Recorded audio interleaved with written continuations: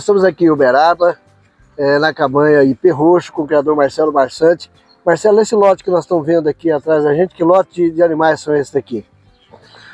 Primeiramente, Luciano, é um prazer receber a Expedição Bé Brasil aqui nessa propriedade. A gente é criador de ovinos desde 1999, eu gosto de falar que é desde o século passado, né? Eu tenho muito tempo que a gente está na atividade aí, nessa luta. E além da gente gostar bastante, a gente acredita na ovinocultura porque é o maior rendimento diário que a gente pode ter hoje na propriedade com pecuária. Aqui nós temos animais Dorper puros e cruza Dorper e alguns animais santinês. O nosso objetivo aqui é a genética do Dorper, dos animais puros, que a gente produz matrizes reprodutoras para o mercado, e as mestiças e as santinês, que vai gerar um produto mestiço Dorper, o cruza Dorper, é um animal que é encaminhado ao abate, né, gerando um produto rústico, precoce, produtivo. O nosso sistema, Luciano, é 100% a pasto, certo? Só os cordeiros comem no CRIP.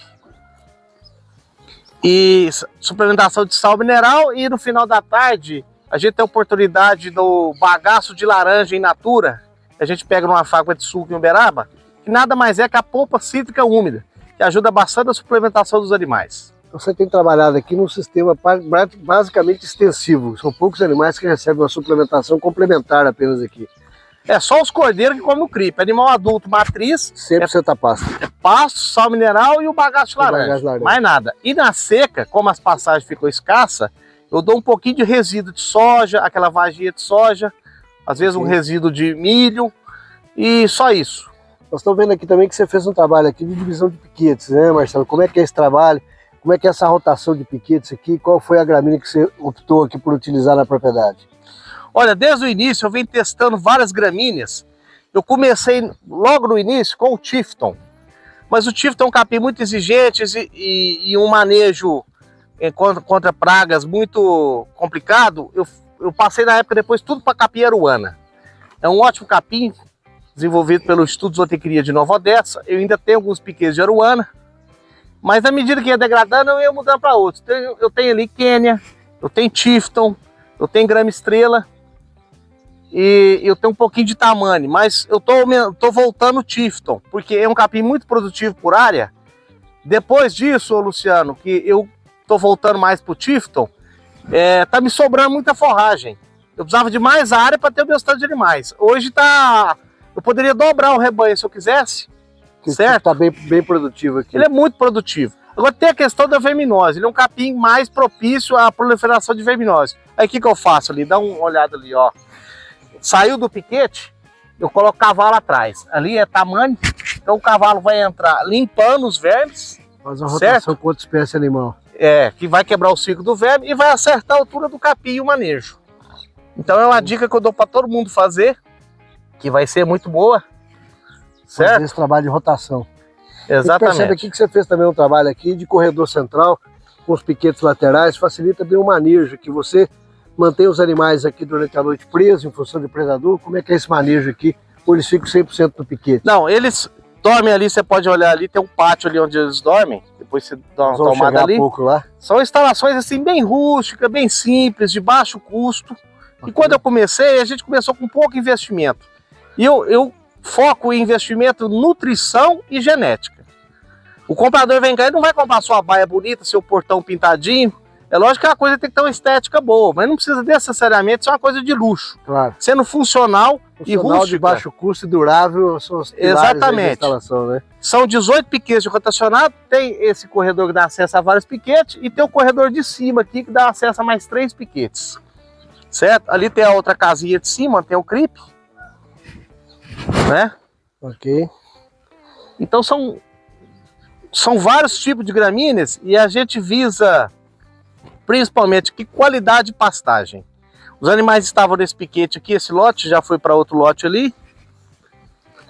Em média, quantos dias ficam em cada piquete aqui? Como é que é o seu manejo de rotação? Olha, mais ou menos 3 a 4 dias por piquete. Mas isso aí é conforme a chuva, a temperatura, a época do ano. Mas mais ou menos 3 a 4 dias. 3 a 4 dias por piquete. Isso. Nós estamos vendo aqui uma parte da estrutura dos piquetes aqui, da pastagem. da cabanha IP Roxo, do criador Marcelo Barsante, aqui no município de Uberaba. Marcelo, nós falávamos aqui dessa parte de piquetes, você tem um trabalho que você fez aqui com as cercas, né? Que tipo de cerca você está utilizando, que mais adequou aqui à propriedade? Olha, a cerca elétrica foi que a gente está usando há muitos anos, porque é baixo custo, é menos arame, é menos poste, é menos mão de obra. Agora ela exige uma manutenção. A gente passa o handap aqui debaixo do capim, ó, você pode ver aqui, para poder o capim verde não roubar choque. Para evitar dele isolar a cerca, né? Tem esse trabalho de manutenção. Poste, às vezes tem que trocar alguma coisa. Agora a parte antiga minha, o primeiro piquete foi de tela de alambrado, que tem alto custo, certo? E tem outra parte ali que tem um pouquinho de arame farpado, que já era de gado, eu passei mais fios, para já aproveitar a área. A maior parte, efetivamente, a cerca elétrica. 90% da cerca elétrica. Perfeito. Então aqui tem o corredor, Luciano, que dá acesso a todos os piquetes para levar animais e também para o trator passar, caso precisar fazer uma adubação, entrar uma carreta aqui. Ok. Então é um pouco apertado. Olha o sistema que eu inventei aqui. Antigamente eu tinha que, catraca por catraca, tirar todos os fios. Então eu inventei esse cochetão aqui, ó. Ele tem 2 fios. Então eu solto só 2 catracas, eu abro aqui, ó. Abre a cerca, fica tipo um cochetão. Então praticamente você, sem ter que desmanchar a cerca toda do palanque aqui, você fez com 2 catracas e abre para que você possa ter acesso com o trator aqui no piquete para adubação, esterco, etc. Exatamente. Aí aqui tem esse fio de choque, que é a ponte para passar de um lugar para o outro, que já impede os animais passar aqui nesse lugar aqui. E ficou muito prático, fácil, economiza catraca. E facilita o manejo, sem você ter que ficar desmanchando a cerca, abrindo e desmanchando a cerca. Isso. Aqui, né? Isso aqui facilitou o seu manejo da pastagem, no caso de adubação, esterco ou qualquer manejo que você precisa fazer com o trator, facilita aqui o acesso aqui sem necessidade de você desmanchar a cerca. Calcário, a calagem a gente faz conforme necessário, mas já tem mais de 2 anos que não tem necessidade. O pH está corrigido, a fertilidade aqui, se eu mostrar a análise que vocês vão assustar, essas terras aqui tem mais de 45 ppm de fósforo, porque é um trabalho de longo de anos. A gente vem jogando esterco, cama de frango, gesso agrícola, eu joguei também. Então tudo para melhorar o solo a gente tem feito. E o resultado está aí, pastagem alta viçosa, produção de forrageira aí. Sobrando forragem. Eu precisava ter o dobro de animais hoje, e não está chovendo, né, Luciano? A chuva está fraca. Esse ano nós estamos com um ano bem atípico aí com relação à chuva. Se tivesse chovendo, teria o dobro de forragem. Tanto é que eu ponho cavalo aqui, às vezes eu ponho os bezerros de laço aqui também para ajudar a comer. Para poder dar uma regularizada. Exatamente. Aqui na altura e também baixar a pastagem. Lembrando que os ovinos são animais gregários e gostam de pastar em grupo, né, Marcelo? Então se o capim estiver muito alto, acaba tendo um sobrepastejo, né? Porque o animal começa a ir só na beirada e muitas vezes deitando o capim e desperdiçando, né? Mas de homogeneizar. Isso aí foi um erro do passado, logo do início, acontecia de acamar capim, esse tipo de coisa, mas como a gente tá manejando certinho, não tem mais esse problema aqui. É colher na hora certa, na qualidade certa o capim, né? É o que o nosso amigo Ernesto da cerca elétrica fala, né? Tem que colher o pasto certinho. Exatamente. Né? Não pode perder forragem, proibido perder forragem. Perder forragem. Muito bem, então nós estamos aqui na cabanha IP Roxo, aqui com o Marcelo Barsante, município de Uberaba, vendo o trabalho do manejo aqui de pastagem nos piquetes, nos diversos piquetes feitos aqui na propriedade. Marcelo, você tem um corredor central aqui, que você divide os piquetes do lado direito e do lado esquerdo. Como é que é esse manejo aqui de você colocar os animais aqui nos piquetes? Funciona bem, fácil de manejar? Como é que você trabalhou isso? É muito fácil, Luciano. Os animais dormem lá no pátio, onde tem os currais. Lá no final da tarde, fecha os animais 5 horas da tarde, ele recebe a laranja e o sal mineral. Solta os animais 6h30 da manhã. O que acontece? Ele vem pelo corredor, é muito fácil. Cada piquete tem sua porteira, uma porteira feita aqui mesmo, baixo custo, de metalon e tela. Ela vai vedar o corredor. Ela fecha totalmente o corredor. Então o animal vem, ele já entra aqui, ó, e todos eles têm esse bebedouro. Só tem acesso ao piquete que a porteira permite. Todos eles têm seu bebedouro. Um bebedouro aqui em cada piquete. Né? Lava uma vez por semana. Olha, essa pastagem dos animais saíram tem 3 dias. Olha como é que já está voltando já. A fertilidade aqui é muito alta. Mostra a fertilidade alta, mesmo em época de pouca chuva, o capim já respondendo bastante, né?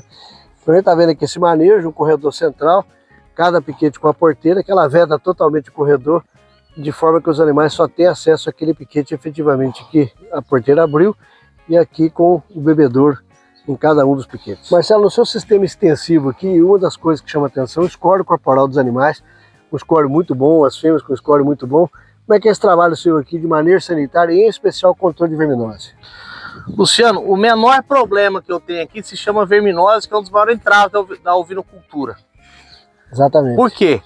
O pessoal só aplica vermífugo. Tem gente que faz vermífugo uma vez por mês, a cada 15 dias. Esses animais aqui devem ter mais de 3 meses que não são vermifugados. E eu uso o método FAMACHA. A maioria das pessoas já conhece. Você passa os animais no tronco, olha a mucosa ocular, você só vai medicar os animais que realmente é necessário o vermífugo. Aí eu faço. Se eu ver que no próximo FAMACHA não teve eficácia, eu mudo o princípio ativo, certo? Mas é um problema que eu não tenho aqui, chama verminose. A ferramenta principal que você tem trabalhado aqui é o método FAMACHA como controle efetivamente e como verificação da incidência de verminose aqui na propriedade. Ele é uma ferramenta, sim, mas o que é o principal? A gente tem que rebaixar a pastagem de uma forma que a incidência dos raios solares ajuda a liquidar um pouco de larvas, de ovos e larvas de verme. E nossos aliados estão aqui, ó. Meus cavalos de laço que a gente usa, eles ficam aqui para quê? Saiu do piquete, eu coloco o cavalo atrás. Ele vai funcionar, Luciano, como se fosse um aspirador de pó.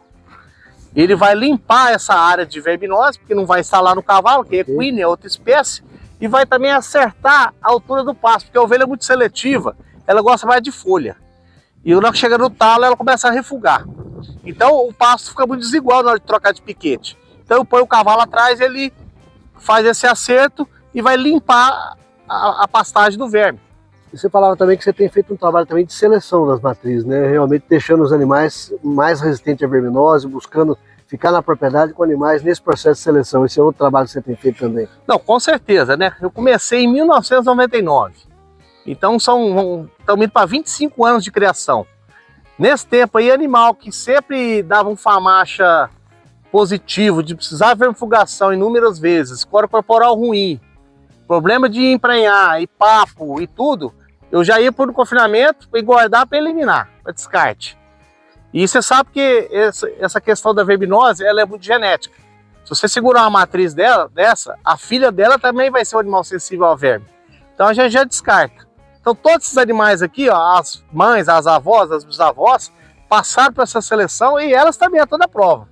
Se um animal desse eu mostrar que não estão sendo resistentes, também já vai ter destino descarte. Marcelo, é importante a gente falar aqui para o criador que acompanha aqui a Expedição Bem Brasil, esse conjunto de ações que você tem trabalhado aqui para controle de verminose, que é a seleção de animais, rotação de piquetes, né, a fazer aqui a rotação também com espécies de animais diferentes e utilizar a ferramenta FAMACHA para vermifugar só aqueles animais que efetivamente precisam. Quer dizer, um conjunto de ações para manter a verminose em dia controlada, sem prejuízo econômico na propriedade. Não, com certeza. Eu, graças a Deus, eu não tenho problema sanitário aqui, né? Já tive no passado problema de linfadenite, casco, eu só tive um animal muitos anos atrás, já eliminei também, porque aquilo é um horror, né? A fute-rute é temida por todo criador, né? Então a gente faz limpeza das instalações uma vez por semana, desinfecção uma vez por mês com amônia quaternária, uso também calcário dolomítico no piso das instalações 2 vezes por ano para ajudar na desinfecção também, porque ele não só corrige pH, ele desinfeta e sai mais barato que o cal virgem. Eu faço isso. Agora, um grande entrave hoje da ovinocultura, para muitos isso é problema sanitário, para mim não é. Um grande entrave hoje é dedicação da mão de obra, que a gente precisa, né? Você está fazendo expedição em todas as propriedades, acho que muita gente relata isso. E a parte de comercialização também, que é um pouco mais complicada. Mas se a gente dedicar e correr atrás, a gente consegue fazer uma comercialização boa. Pegando um gancho disso aí, essa área toda que você está vendo aqui, eu já vendi animais de genética Santa Inês e Dorper para mais de 15 estados do Brasil, Luciano. E também para 4 países. Paraguai, Bolívia, Senegal e Angola. Então já saiu genética nossa para o mundo, vamos dizer assim. Então a gente tem feito esse trabalho aí.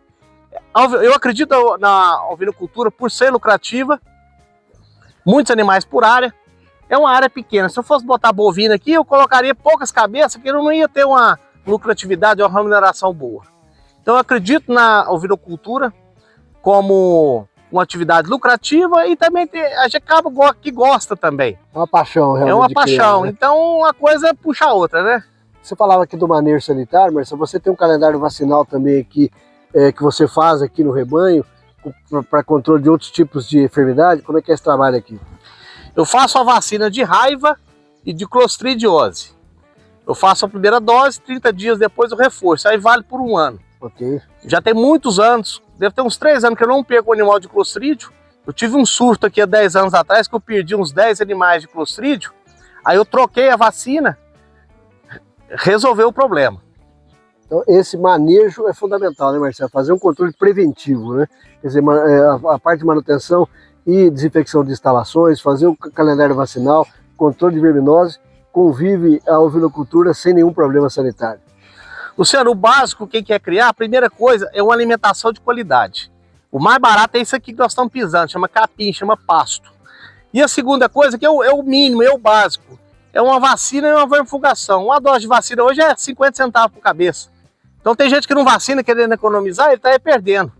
Então um animal que morre, você paga vacina para vários anos. Para vários anos. Quanto custa uma matriz, uma boa matriz, você deixar Exatamente. De vacinar, e ainda implantar normalmente uma doença na propriedade que normalmente você estaria ali isenta dela se tivesse feito a vacinação adequada, né? Esse é o básico, né? Isso aí é uma coisa que tem que fazer.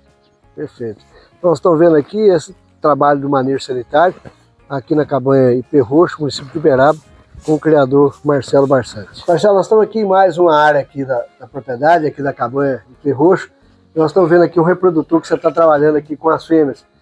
Você optou aqui pelo Dorper, aqui, colocando das fêmeas, seja fêmea sentinês ou outra raça. Qual foi a sua decisão pela opção do Dorper? Luciano, quando eu comecei a criar, eu comecei pela raça santinês. É uma raça que eu gosto muito, eu admiro muito. E nesse meio tempo para cá, surgiu a entrada do Dorper no Brasil, que é uma raça sul-africana, região de savana, um animal muito rústico, que pode ser criado, ele vai bem tanto a campo, em pastagem, tanto em confinamento, e um animal meia lã ou deslanado, igual esse exemplar aqui, certo? Um animal rústico que cobre a campo, qualidade de carne, volume de área de ouro de lombo, de pernil, preenchimento de carne na paleta. Então eu optei pela raça Dorper, da qual você vende bem as matrizes reprodutoras e também os animais cruza Dorper para abate.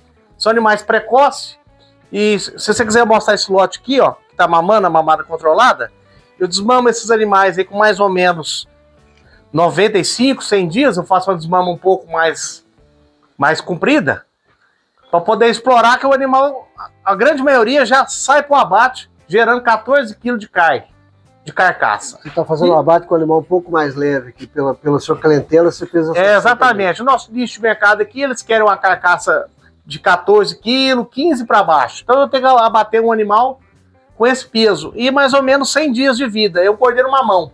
Você tem praticamente um cordeiro que sai do pé da mãe já direto para o abate. Não todos, mas a grande maioria. A grande maioria você está trabalhando para chegar nesse ponto. Isso, agora estou evoluindo para isso. E os animais puros ficam para vender para genética. Perfeito.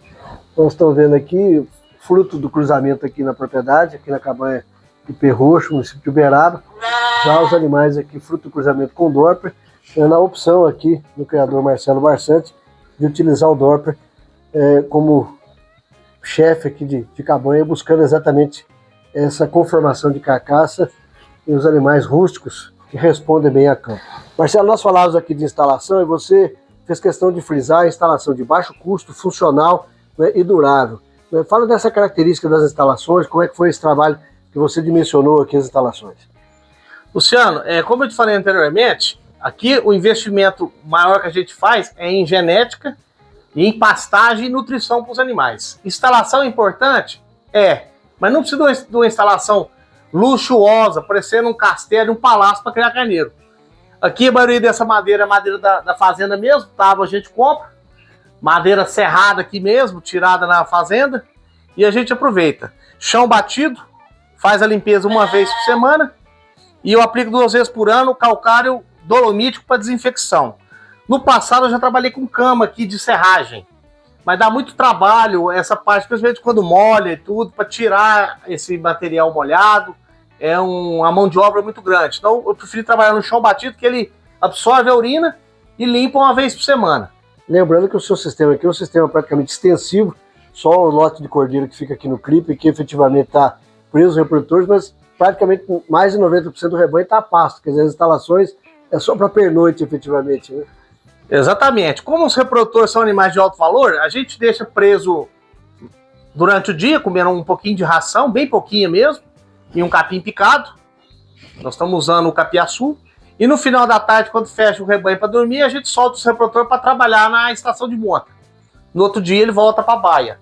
Então a baia tem que ser, não precisa ser luxuosa, ela tem que ser limpa, rústica e funcional. É a forma como eu enxergo essa parte da ovinocultura. Você falar desse manejo que você faz aqui de higienização das instalações, você utiliza aqui a retirada da matéria orgânica, a desinfecção aqui com algum produto que você utiliza também sanitizante e o calcário que você tem trabalhado. Com que frequência é isso? Como é que você trabalha isso aqui? A limpeza na enxada, tirar o material é toda sexta-feira. Uma vez ao mês, a gente faz a desinfecção com amônia quaternária. Ou então o produto Herbalvet da Ourofino, que mata fungos, vírus e bactérias.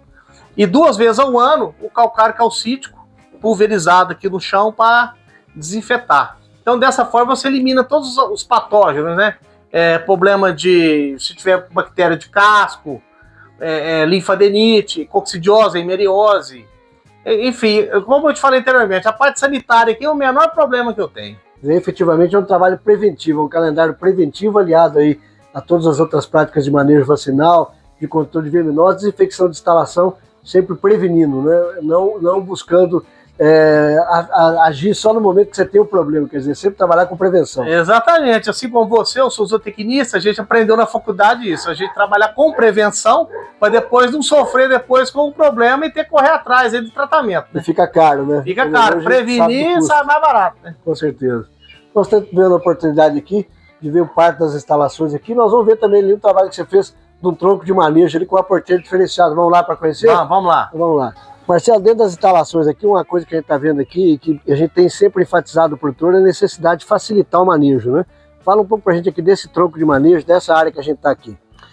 Luciano, o curral de manejo é uma coisa essencial. Como eu presto assistência técnica a algumas propriedades também, principalmente quem está começando, a pessoa não enxerga a necessidade de ter um curral próprio de manejo para ovinos. Então você chega lá, não tem condição de trabalhar, às vezes é o curral de gado, a pessoa quer aproveitar, que não dá certo, as medidas são outras. Então aquela correria de animal para lá, para cá, levanta aquela poeira, animal machuca, funcionário pode acidentar também, machucar. Então o curral é barato, é fácil de fazer, curral todo feito com tábua de eucalipto, tábua que se ficar ruim a gente vai trocando, igual vocês estão vendo aí. O importante é ser funcional.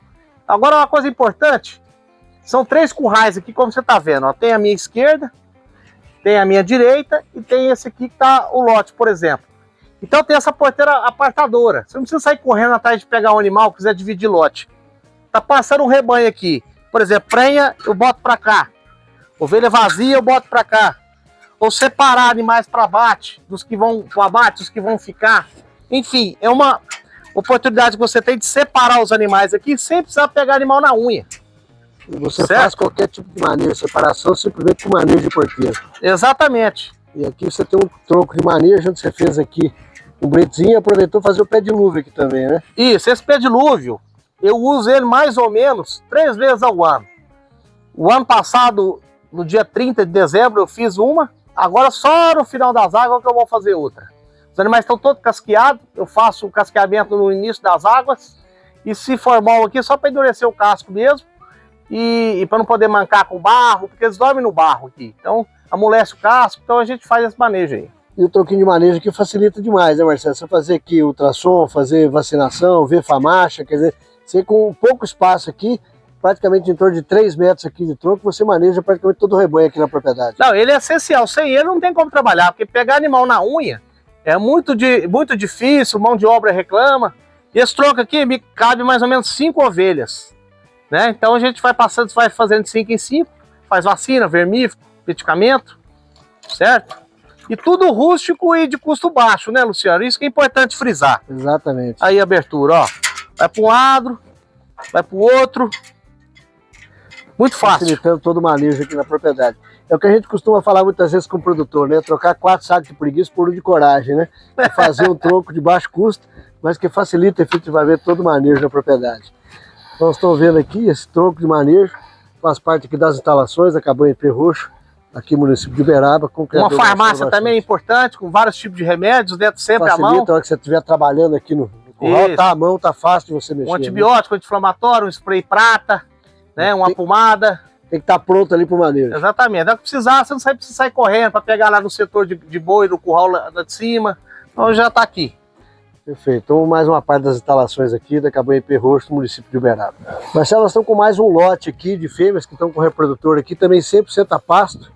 Né? Esse lote aqui, você já está fazendo a monta aqui com esse reprodutor? Olha, esse lote é um lote parido, são poucos animais, foram os que pariram por último agora. Esse aí ficou de arribada.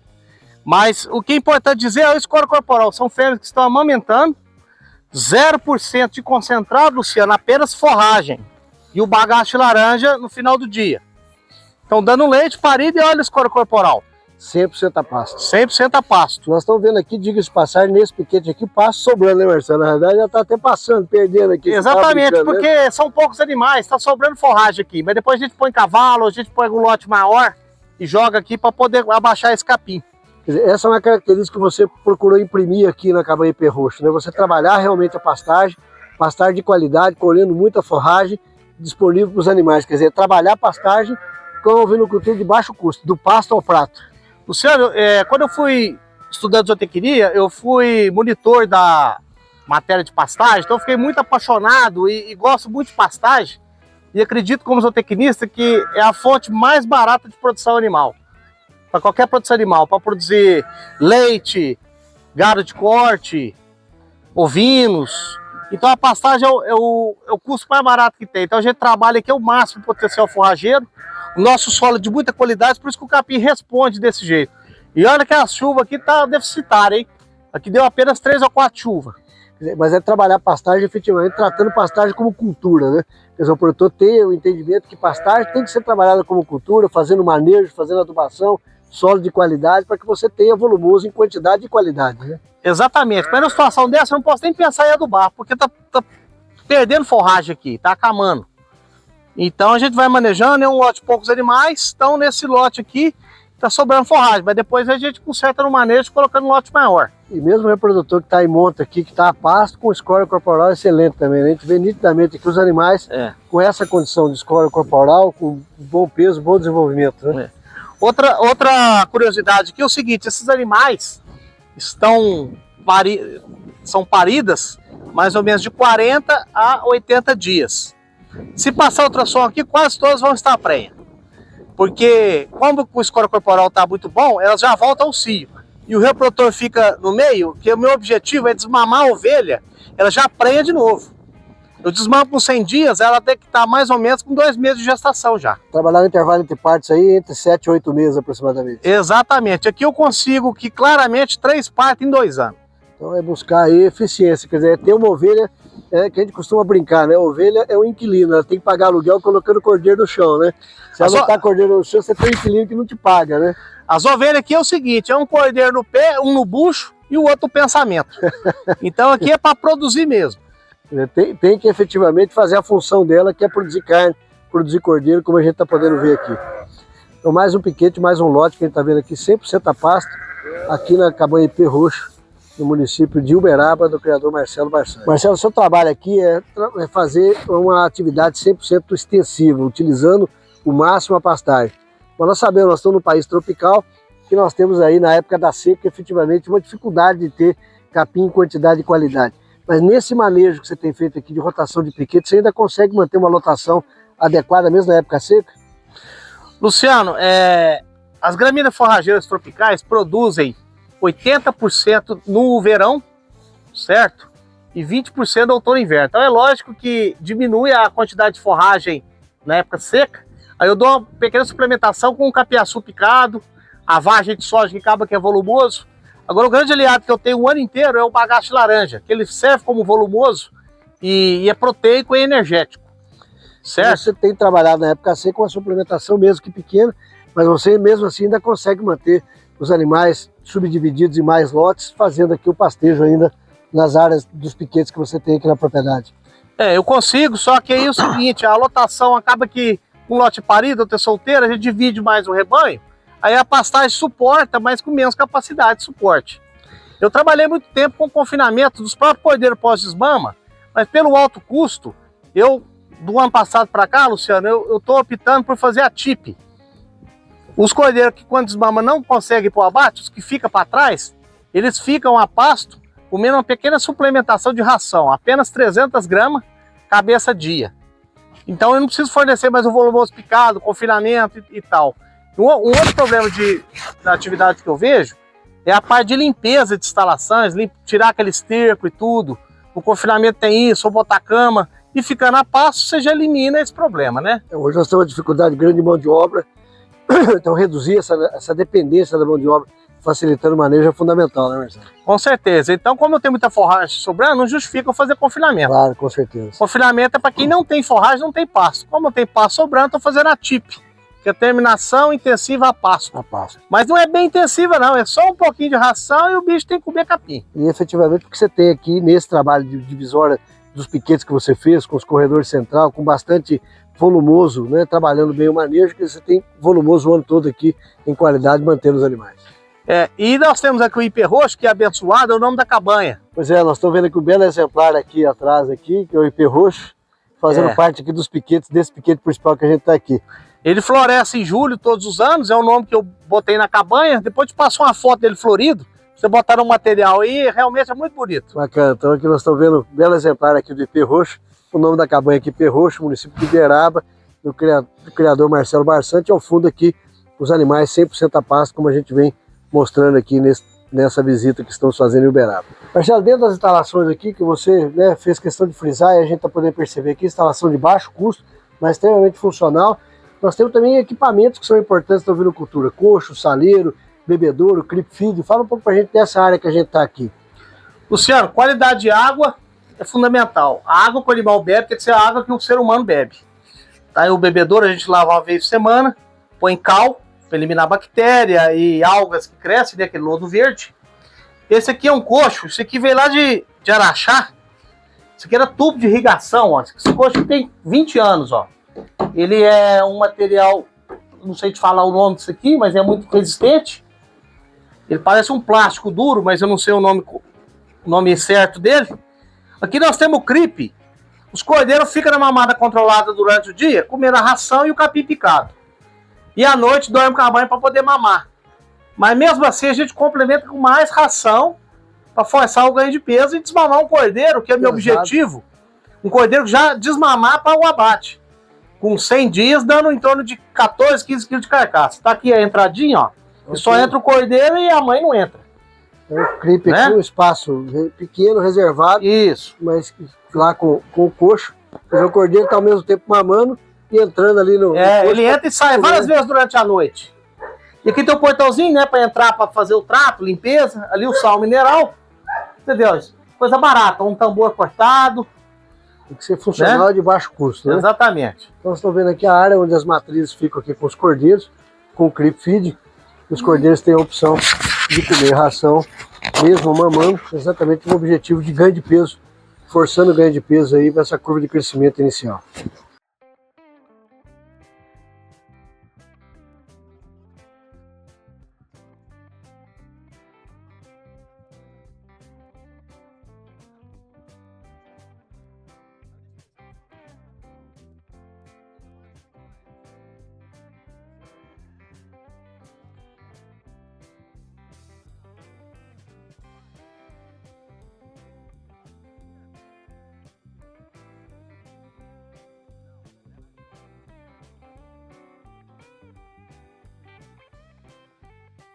Marcelo, como você falava, nós estamos vendo aqui o lote de matriz, né, que estavam a pasto, e que agora, quando recolhe, você faz aí o trato com o bagaço de laranja in natura, né? Os animais comem muito bem, né? Luciano, o bagaço de laranja in natura é uma coisa que ajuda bastante aqui na propriedade. É um produto que ele tem 76 de energia, cálcio e fósforo, e tem 7 de proteína, então ele é muito próximo ao milho. Ele é a mesma coisa da polpa cítrica, aquela peletizada, só que ele está úmido. Ele está in natura. Ele está in natura, Ele tem uma validade de 10, 15 dias, mas a gente consome ele no máximo uma semana. Então não tem problema de perder. É muito palatável, os animais comem bem. Agora uma coisa que eu quero frisar também, a saúde dessas ovelhas. Nós estamos numa época chuvosa, no barro, né? É uma condição que não é muito favorável aos animais por causa de chuva. Você vê que está um tempo nublado, choveu a noite toda e ontem. E você vê, aqui não tem um animal mancando, não tem animal com bicheira, com problema de casca, com problema de conjuntivite, com problema de verminose. Você pode passar o pente fino aqui que você não vai ver nenhum animal com problema. Algumas que estão com o score corporal um pouco abaixo, porque foi desmamado agora. Então o animal que era lactante, então ele tá perdendo um pouco o score. Mas no geral, olha aqui para você ver o score, ó, dos animais. Olha aqui. Os animais 100% a pasto, vai ser essa fêmea aqui, olha para você ver, no geral aí, como é que tá bom. A suplementação com o resíduo aqui da indústria de suco, que é o bagaço de laranja in natura. Você está tendo a oportunidade de ver aqui na propriedade. E de baixo custo, Marcelo, você consegue o baixo custo desse bagaço in natura? Ele é em torno de R$100 a tonelada, é muito barato, pelo valor nutritivo que ele tem, certo? Então o segredo aqui, resumindo para você, são animais selecionados, animais rústicos, pastagem de qualidade e uma suplementação que pode ser o que você encontrar na sua região. No meu caso aqui eu encontrei o bagaço laranja, mas para você pode ser um resíduo de soja, pode ser um resíduo de indústria, tem N alternativas, vai da região onde o criador se encontra, Luciano. É buscar efetivamente baixo custo, trabalhando em ovinocultura com resultado, né, e baixo custo de produção para o produtor, isso é fundamental, né? Com certeza. Então estamos vendo aí esse manejo que é feito aqui na propriedade, dentro do manejo sanitário, manejo reprodutivo, e aqui vendo essa suplementação no manejo nutricional, utilizando o bagaço de cana in natura. Marcelo, nós falávamos aqui do seu manejo aqui, essa instalação efetivamente você não tem utilizado mais. Por que você não está usando ela? O que é essa instalação aqui que a gente está nela? Luciano, aqui nós estamos num confinamento. Esse confinamento por quase 20 anos a gente utilizou, certo? Eu posso falar que nunca mais eu vou utilizar, não é isso. Pode ser que eu volte a usar, mas no momento atual, a conjuntura que estamos vivendo, principalmente em 2024 agora, os grãos, ração, vai estar muito caro. Então eu estou preferindo fazer a TIP, terminação intensiva a pasto, fornecer a ração no pasto. Qual a vantagem disso? Baixo custo, eu não tenho essa limpeza de piso aqui, que era problemático, eu tinha que limpar 3 vezes por semana, certo? Produzir volumoso, picar volumoso, capim picado, silagem, seja lá o que for. No pasto eu já tenho a forragem que está lá. E faço a suplementação no pasto. Então você certo? Hoje, praticamente essa instalação então, que antigamente era o seu confinamento aqui, você já tem um bom tempo que não utiliza mais. É, já tem um tempo que está parada, talvez, pode ser que eu volte a utilizar mais para frente. A estrutura que está aqui, está pronta. Exatamente, mas no momento... momento... compensar, pode até ser uma oportunidade, mas hoje com o custo de grão, e com pasto do jeito que você está sobrando pastagem aqui... exatamente, não está sendo necessário, né? Exato. Mas futuramente a gente não sabe. Você tem volumoso de qualidade, com quantidade e qualidade, então você tem conseguido fazer aqui realmente todo o trabalho seu a pasto aqui, né? Isso economiza mão de obra, né? Porque o confinamento você tem que tratar, tem que limpar a instalação, limpar o esterco. E no pasto eu não tenho nada disso. É só rodar os animais e os coxos. Então aqui é a área que antigamente era utilizada para confinamento, que hoje não está sendo utilizada em função dessa disponibilidade de volumoso aqui na Cabanha Perroxo, município de Uberaba, com o criador Marcelo Barçanti. Bom, nós estamos aqui no município de Uberaba, Cabanha Perroxo, com o criador Marcelo Barçanti. Marcelo, obrigado por receber a Expedição Bel Brasil, que é um prazer a gente poder estar aqui para contar a sua história, mostrar um pouco desse trabalho. Aliás, diga-se de passagem, uma longa história, um longo trabalho que a gente vai tentar buscar resumir aqui. Mas obrigado por nos receber aqui. É um prazer a gente poder estar aqui com você.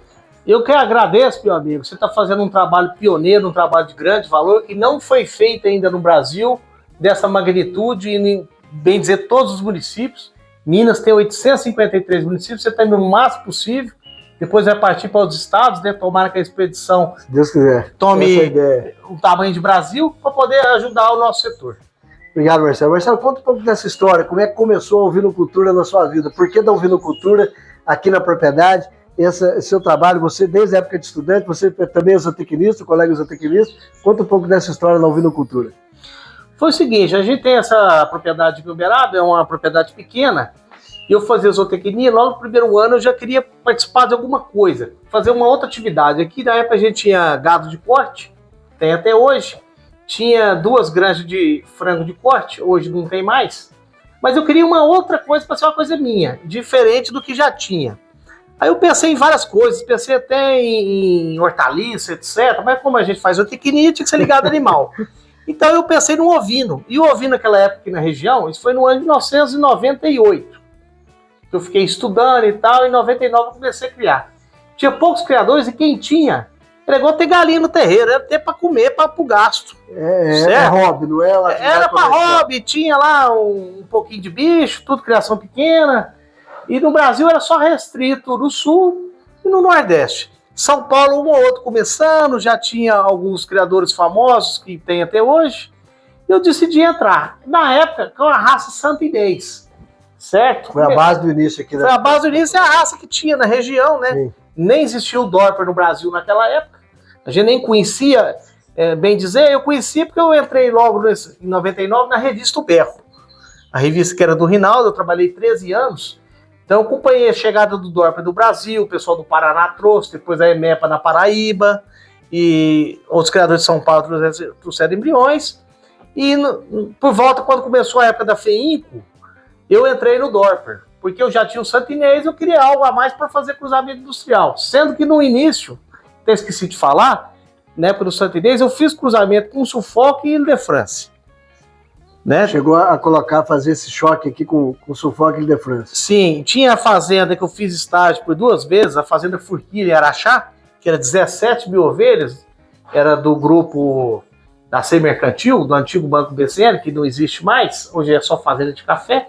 Mas por eu fiz estágio lá, eu apaixonei mais em ovinos, e vai daqui, vai dali, eu viajei o Brasil inteiro, vários estados, simpósio eu ia, o de Lavras, que era muito famoso, os simpósios da Aspaco em São Paulo, Lençóis Paulista, Espovelha, Bauru, enfim, onde tinha ovino eu estava atrás. Esse período que você trabalhou ali com a revista O Berro foi a oportunidade que você teve de ver o mundo da ovelha de várias etapas, várias frentes, com vários tipos de criação, com vários sistemas de produção. Com certeza, eu rodei o Brasil inteiro, peguei muita experiência fazendo matérias, reportagens, né?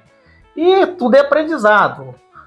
No Nordeste, no Sul, Mato Grosso do Sul, a gente desbravou lá, Centro-Oeste, fazendo exposições. Eu fiz 8 exposições de Uberaba aqui, durante a Mega Leite, a Expo Vinos. Então a gente fez bastante trabalho em prol da ovinocultura. Eu fiquei 12 anos na revista O Berro, e depois a gente partiu para a TV do Berro, que era no Terra Viva, né? A gente tinha um canal de caprinos e ovinos, era 8 da manhã, 8 da noite. E também, essa parte de abate, eu fundei na época, em 2004, vai fazer 20 anos, né? Nós estamos em 2024, a Neocarnes, que é um frigorífico de Uberaba, de bovinos, da qual eu consegui tirar o CIF de ovinos. E a gente fez um trabalho durante 3 anos. Deixa eu ver aqui, certo? Então foi um trabalho que você fez. Esse aqui foi em que ano? Eu fiquei de 2004 a 2007. 2007. Estou trabalhando aqui, os folders aqui com os cortes de carne. Os cortes, eu tinha? Com a marca Neocarnes aqui. Né, desenvolveu aqui nesse período. Na época, a linguiça eu fazia com ovelha descarte, a cáfta no palitinho, que é o espetinho e tal. Mas como ser empreendedor no Brasil é muito difícil, né? E o abate clandestino crescia cada vez mais, competindo com a gente, e principalmente o produto do Uruguai, que começou a chegar num preço muito barato, esmagando aqui a gente. Concorrendo então, eu fui obrigado a parar com essa atividade e estou dedicado à criação até hoje, mas com foco mais aqui na fazenda mesmo. A parte de cortes, efetivamente, você parou no Parei. Então a gente trabalha com genética, matriz, reprodutor hoje da raça Dorper, e os cruza Dorper a gente vende para o pessoal do abate aí, que consome uma carne de qualidade de um cordeiro precoce.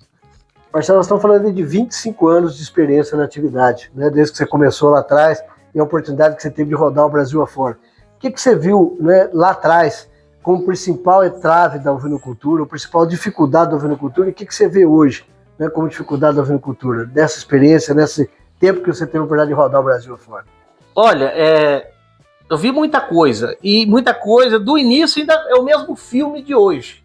Por exemplo, o entrave da comercialização, desde quando eu comecei até hoje ainda existe, evoluiu muito pouco. Tivemos algumas fases de alguns frigoríficos que existiam, compravam, da qual eu fui um deles, né? Ou muitos em São Paulo, alguns deram certo, outros fecharam, por particularidade de mercado, concorrência, carne do Uruguai e etc. Entrave também na parte de mão de obra. Você está rodando aí mais de 60 propriedades, eu acho que todas falaram que tem problema de mão de obra. Dificuldade, realmente. Nós estamos vivendo hoje aqui na nossa região, e vamos falar assim, em Minas e acho que no Brasil, um apagão rural. Está muito difícil funcionar hoje, comprometido, que quer morar na propriedade e ter o comprometimento em fazer um trabalho de qualidade. Essa é uma dificuldade em toda a região. A gente não está vendo mais. Está muito difícil. Tem dificuldade tanto em quantidade quanto em qualidade da mão de obra. Quer dizer, a disponibilidade restrita com uma mão de obra que muitas vezes não está qualificada e não tem interesse de qualificar para atividade rural. Então é um problema realmente que está vivenciando em muita região. Exatamente. Isso vamos falar que é a nível de Brasil. Sim. Né? E agora uma coisa bacana nesses 25 anos que eu vi, que eu estou ligado em ovinos, foi a evolução do melhoramento genético dos animais. Aquele animal daquela época que eu comecei não é o mesmo de hoje. Hoje nós temos animais, não vamos falar de raça, vamos falar de geral, de todas as raças. Animais mais compridos, animais mais precoces, com mais qualidade de carne, com mais pernil avantajado, uma linha de dorso mais larga para ter um carré melhor. Nós tivemos a preocupação dos criadores de buscar realmente um trabalho de melhoramento genético focado na produção de carne, quer dizer, buscar animais com características, entre aspas, aqui, carniceiras, que realmente tem ali um bom desenvolvimento, precocidade, ganho de peso. Quer dizer, hoje a gente está vendo isso com várias raças espalhadas no Brasil. Exatamente, isso aconteceu. Eu trabalhei também com rebanho registrado. Eu comecei no base do Santo Inês, Prov 1, Prov 2, Prov 3, até chegar ao PO, na qual eu fiquei muitos anos. Depois eu resolvi parar de registrar, porque meu foco foi para o Dorper, não tinha mais interesse em registro, né? Então eu fiz exposições vários anos, exposições importantes, animal de pista, animal tratado, aquela coisa toda, mas eu cheguei à conclusão que eu gosto da produção. É o animal produtivo, animal a campo, sem artificialismo. Vocês viram aqui, nós falamos a palavra pastagem aqui mais de 100 vezes. Eu acredito é o animal a campo, comendo capim de baixo custo. Esse é o foco, né? Quer dizer, trabalhar realmente uma produção de baixo custo, do pasto ao prato, né, e trabalhando aí com todos os manejos necessários à boa condução e tratando pastagem como cultura, mas realmente a ovinocultura a pasto, ela é viável. Se você tem um animal que é herbívoro, que é ruminante, que transforma a fibra em carne, em leite, né, no caso o leite para o cordeiro e as cabras de leite, você foi em bastante fazenda de cabra, para que você vai fazer uma suplementação pesada? Agora esse ano 2024, o pessoal vai ver o que é preço de grão, com essa seca que deu. Nós estamos com um risco de ter uma safrinha reduzida. Então os preços de grão vão explodir. Como é que você vai fazer confinamento e alto custo e tudo? Depois não fecha a conta. Então esse é o detalhe que o produtor tem que ter.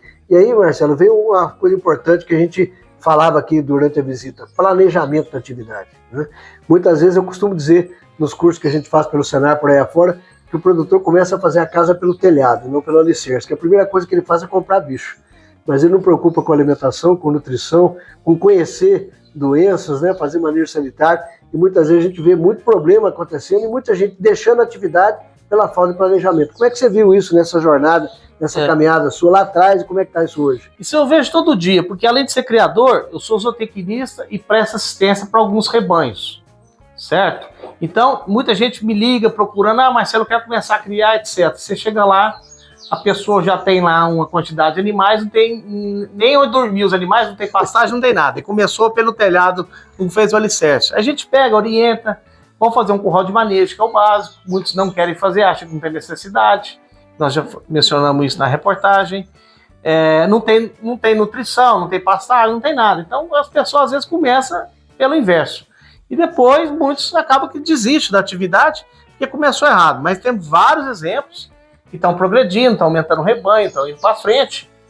Por quê? Porque está tendo orientação, enxerga a necessidade de começar correto com as coisas, né? Profissionalismo da atividade é fundamental, né? Independente de qual seja a atividade pecuária, tem que trabalhar com profissionalismo, com informação técnica, trabalhar, né, o tripé ali, sanidade, os manejos e genética, quer dizer, efetivamente entrar na atividade com muito profissionalismo para que a coisa tenha resultado, né? Com certeza, qualquer empreendimento, se você tiver um carrinho de picolé, você tem que saber quantos picolés você vende por dia, o que você faturou, os lugares que você andou que vendeu mais picolé, onde que não vendeu nada. Então, qualquer atividade é isso. Você tem que mapear para você poder progredir e dar certo, né?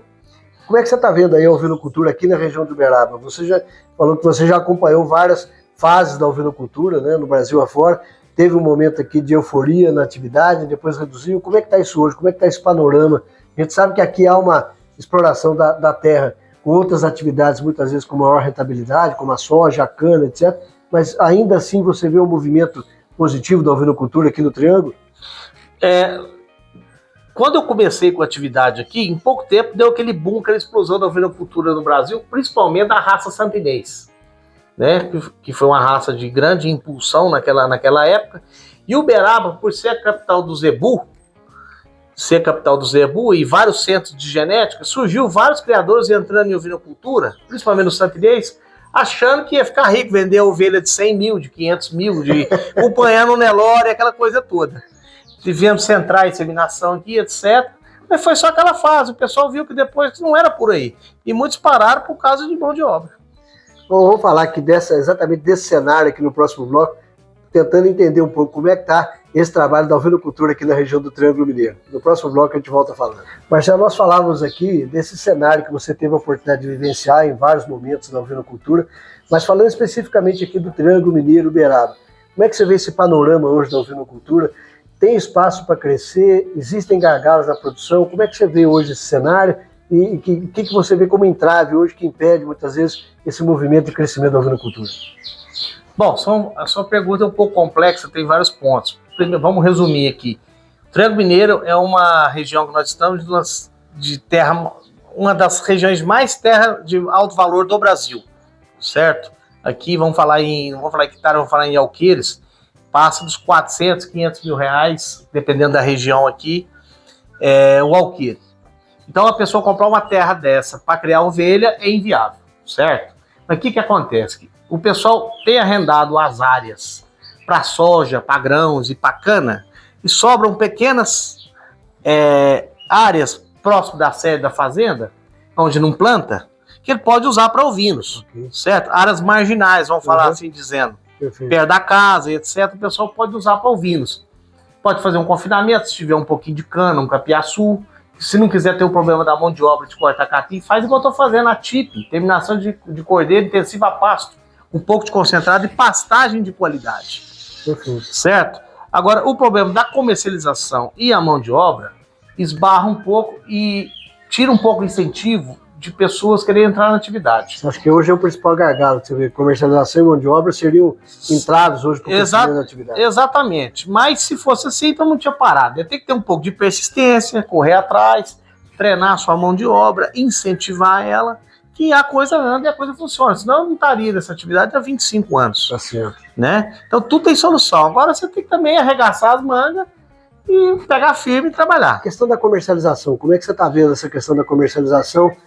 Você tem uma estratégia sua, que você criou ao longo do tempo, de ter uma clientela já cativa sua aqui. Mas não fosse esse trabalho que você já faz aqui, quais seriam as opções de comercialização? O que você vê como opção de comercialização para mais criadores que estão entrando na atividade? Aí seria dois perfis. Um, vender o cordeiro, né? Vamos para os confinadores profissionais, principalmente aquele pessoal de São Paulo ali. Que faz a terminação. Né? Aquela região de Botucatu ali, São Manuel e alguns outros estados de São Paulo que compram o cordeiro, trazem do sul, traz da Bahia. Então pode comprar por aqui também. Alguns vendem, né? Sim. O nosso amigo Demetrio, que você vai amanhã, ele faz isso. Sempre lá. Né? Vender lá pro Márcio Sarra, que tem um volume grande. Um abraço ao Márcio Demetrio aí. Isso. E tem também a estratégia dele terminar esse cordeiro, levar ele até próximo de 40 quilos do peso vivo e vender para frigorífico. Só que tem que ter carga, né? Tem que ter volume. Aí então tem que fazer igual vocês fazem, junta de 3, 4 criadores, que tem que ser no mínimo 100 animais, não é isso? 100, 120, dependendo do tamanho do caminhão. Exatamente. Faz a carga e manda para a indústria. Porque é o seguinte, o produtor, ele querer ser criador, desmamar cordeiro, fazer abate, fazer tudo, e fazer a indústria, fazer tudo, fica muito puxado para ele, é complicado. São dois negócios dentro do negócio só. Exatamente. Uma coisa é você produzir o cordeiro, outra coisa é abater, fazer corte, distribuir, ter marca, fazer logística, fazer marketing. É outra atividade dentro da atividade. Exatamente. Alguns conseguem fazer com sucesso, mas aí já é complicado. E outra coisa, muitos criadores têm outra atividade. O cara é empresário de um comércio na cidade, ou tem outra coisa, né? Que não é a única atividade. Que não é a atividade. Ele vai dedicar ali 100%. Exatamente, ele não vai ter tempo de fazer esse segundo plano aí. E como é que você vê, Marcelo, a questão do associativismo? Né? É um ponto que você toca aqui nessa necessidade de organização do produtor. Como é que está a questão do associativismo aí voltado para a ovinocultura? Olha, eu vejo que é muito pouco, mas é uma saída, né? O associativismo, o cooperativismo é muito importante, embora isso é uma coisa cultural. Aqui em Minas, na sua região é mais, vamos falar assim, o pessoal mais adepto a isso. Agora aqui para nós, como a atividade, bem dizer, nem existe, então o pessoal nem raciocina. O pessoal está muito disperso. Essa possibilidade. Agora, uma coisa que eu quero enfatizar, que nós não podemos encerrar sem falar isso, é o seguinte: é enxergar a ovinocultura como, muitas das vezes, como uma atividade complementar da sua propriedade rural. Certo? Igual, por exemplo, aqui nós temos gado de corte, eu tenho a criação de gado puro da raça Santa Gertrudes, para venda de matrizes e reprodutores, e eu tenho a ovinocultura, com ela genética e corte. Então, o pessoal tem que enxergar a ovinocultura é algo a mais na sua propriedade. Complementa a renda da Exatamente. Porque, por exemplo, a roupa do boi ficou ruim, foi a R$150 no ano passado. Eu tinha ovino aqui que não caiu o preço. Certo? Na média, você consegue manter a rentabilidade da propriedade. No mercado de touro, ficou ruim também. O ovino segurou. O ovino já teve fase ruim também e a roupa foi a quase 300. Entendeu? Então uma coisa complementa a outra. É entender a atividade como mais uma alternativa de renda. Exatamente. Possibilitando aí agregar e ao mesmo tempo consorciar com outras atividades. Né? Quem tem propriedade pequena, não tiver área pagada ou não tiver interesse, pode consorciar ainda com suínos, com frango de corte, né? Ou o próprio frango caipira, né? Que está tendo muito aí no interior de Minas e tem um grande mercado. Ou quem tem leite também, faz queijo e etc., agregar o ovino junto. Muitas vezes é aquele ditado, não deixar os ovos num cesto só, né? Quer dizer, você tem a oportunidade de agregar mais atividade. Exatamente, diversificar, porque se uma coisa ficou ruim, você tem um outro step ali para te segurar, né? Tem uma saída efetivamente. Exatamente. Marcelo, falando aqui agora especificamente da cabanha IP roxo, usando o nosso mineirismo, onde que eu tô, para onde que eu vou. Qual que é a sua estratégia aqui? Com quantas matrizes você está hoje? Com quanto você quer chegar? Qual que é a sua ideia, pensando aqui no seu projeto? Olha, eu estou hoje com mais ou menos umas 70, 80 matrizes. Eu já tive 120. Eu diminuí por quê? Porque eu foquei em qualidade. O animal que tinha problema de fertilidade, animal que era sensível à verminose, desmamava cordeiro leve, que perdia muito score corporal na desmama. E tudo isso eu fui eliminando. Pressão de seleção. Pressão de seleção. Isso foi feito no decorrer dos anos. Okay. Certo? Eu aumentei muito as áreas de Tifton. Então, está tendo uma produção de forragem muito alta. Eu até precisaria aumentar um pouco o rebanho, mas está em análise, em estudo.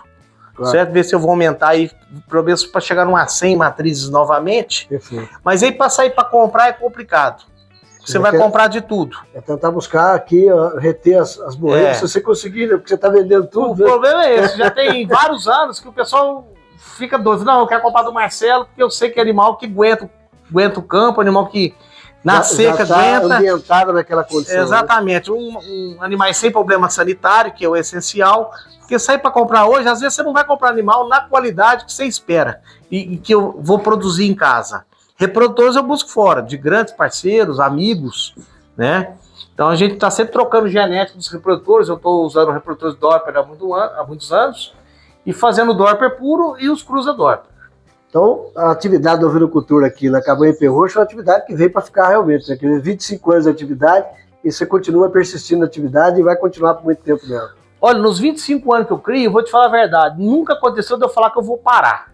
Já chegou de eu diminuir para selecionar animais, organizar ficar com menos. Okay. Mas como ela é lucrativa, eu nunca pensei em parar. Porque eu vou te falar, eu já vendi animais aqui para 15 estados do Brasil. Para Nordeste, já pus animais no Acre, no Pará, em São Paulo, Paraná, Rio de Janeiro, Espírito Santo, Mato Grosso do Sul, Goiás, Mato Grosso e 4 países.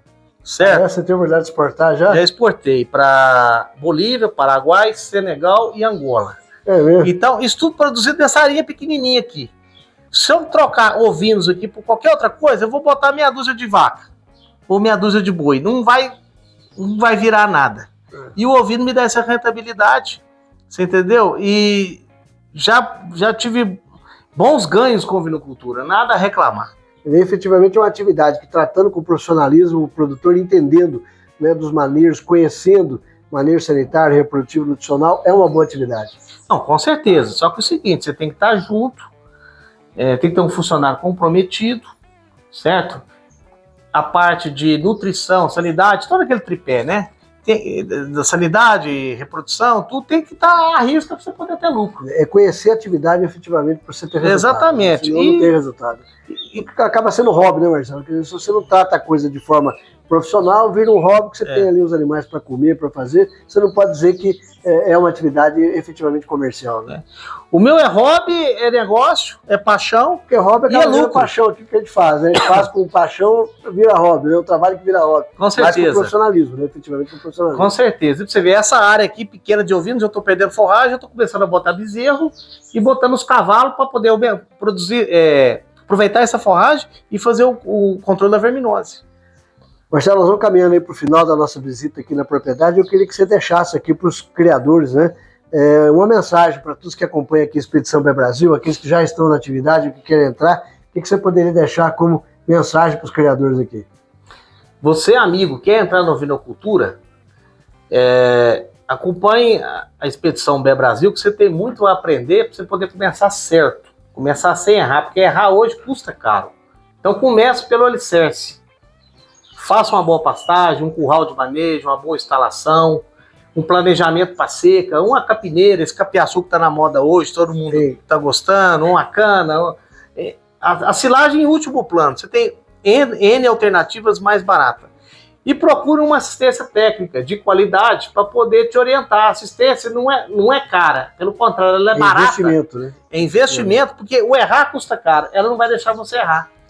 E para quem quiser fazer contato aqui com a Banha Perrocho, tanto para compra de animais aqui, quanto para assistência técnica aqui com o Marcelo, para ter essa oportunidade, como é que é o contato aqui, telefone, zap, ou mesmo aí as mídias sociais, como é que faz fazer contato com você? O Instagram é meu nome mesmo, Marcelo Barsante, com STE no final, e o WhatsApp é 34DDD 99118 8082. Estou aqui para qualquer esclarecimento, pode entrar em contato com a gente bater papo, tirar informação.